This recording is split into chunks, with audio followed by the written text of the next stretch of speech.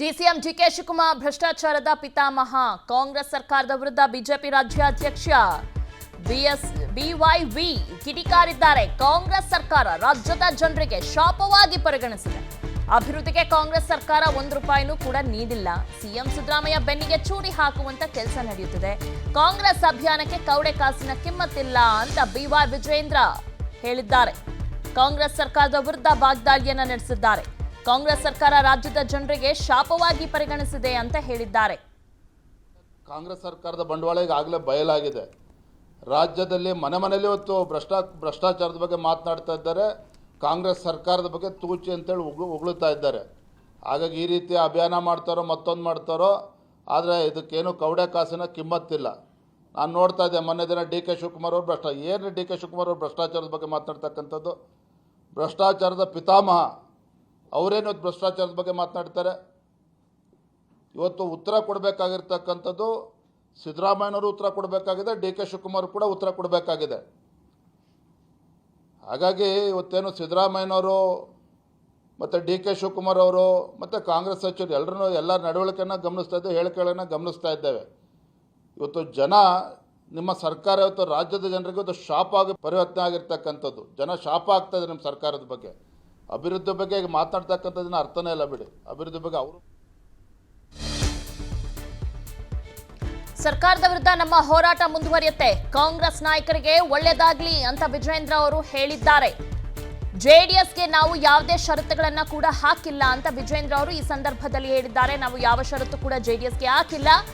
ನಿನ್ನೆ ದೆಹಲಿಯಲ್ಲಿ ಎಲ್ಲಾ ಸಮಸ್ಯೆಗಳು ಬಗೆಹರಿದಿವೆ ಅಂತ ಬಿವೈ ವಿಜೇಂದ್ರ ಹೇಳಿದ್ದಾರೆ. ಕಾಂಗ್ರೆಸ್ನವರದು ಪಶ್ಚಾತ್ತಾಪದ ಯಾತ್ರೆ ಅಂತ ವಿಜೇಂದ್ರ ಹೇಳಿದ್ದಾರೆ. ಒಂದು ದಿನ ಮುಂಚಿತವಾಗಿಯೇ ಪಾದಯಾತ್ರೆ ಮಾಡ್ತಿದ್ದಾರೆ ಎಂದು ಹೇಳಿದ್ದಾರೆ. ಬಿಜೆಪಿ ಹಾಗೂ NDA ಮಿತ್ರ ಪಕ್ಷ JDS ಪಾದಯಾತ್ರೆಗೆ ನಾಳೆ ಚಾಲನೆ ಸಿಗ್ತಾ ಇದೆ. ನಾಳೆ ಬೆಳಗ್ಗೆ ಚಾಲನೆ ಸಿಗ್ತಕ್ಕಂಥ ಈ ಪಾದಯಾತ್ರೆ ತಮಗೆಲ್ಲ ತಿಳಿದಿರೋ ಹಾಗೆ ಈ ರಾಜ್ಯದಲ್ಲಿರ್ತಕ್ಕಂಥ ಭ್ರಷ್ಟ ಕಾಂಗ್ರೆಸ್ ಹಾಗೂ ಹಗರಣಗಳ ಸರ್ಕಾರ, ಇವತ್ತು ರಾಜ್ಯದಲ್ಲಿ ಅಸ್ತಿತ್ವದಲ್ಲಿದೆ. ಈ ಒಂದು ಕಾಂಗ್ರೆಸ್ ಸರ್ಕಾರ ಬಡವರ ವಿರೋಧಿ ಸರ್ಕಾರ.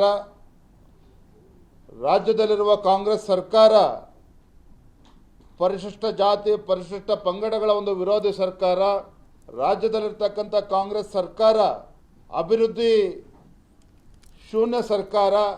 ರಾಜ್ಯದಲ್ಲಿ ಕುಮಾರಸ್ವಾಮಿ ವಿರುದ್ಧ ಸಚಿವ ಪರಮೇಶ್ವರ್ ವಾಗ್ದಾಳಿಯನ್ನ ನಡೆಸಿದ್ದಾರೆ. ಶೀಘ್ರದಲ್ಲೇ ಬಿಜೆಪಿಗೆ HDK ಏನು ಅಂತ ಗೊತ್ತಾಗುತ್ತೆ ಅಂತ ಹೇಳಿದ್ದಾರೆ.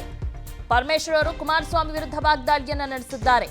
ಈಗಾಗಲೇ ದಾರಿಯುದ್ದಕ್ಕೂ ನೋಡ್ಕೊಂಡು ಬಂದೆ, ಕೇವಲ ಬಿಜೆಪಿ ಬಾವುಟಗಳು ಮಾತ್ರ ಇದೆ ಅಂತ ಪರಮೇಶ್ವರ್ ಅವರು ಹೇಳಿದ್ದಾರೆ.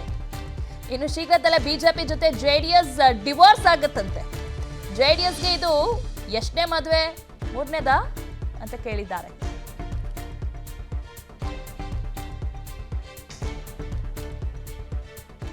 ಜನತಾದಳ ಲಾಟ್ರಿ ಹೊಡಿತು ಅವರಿಗೆ.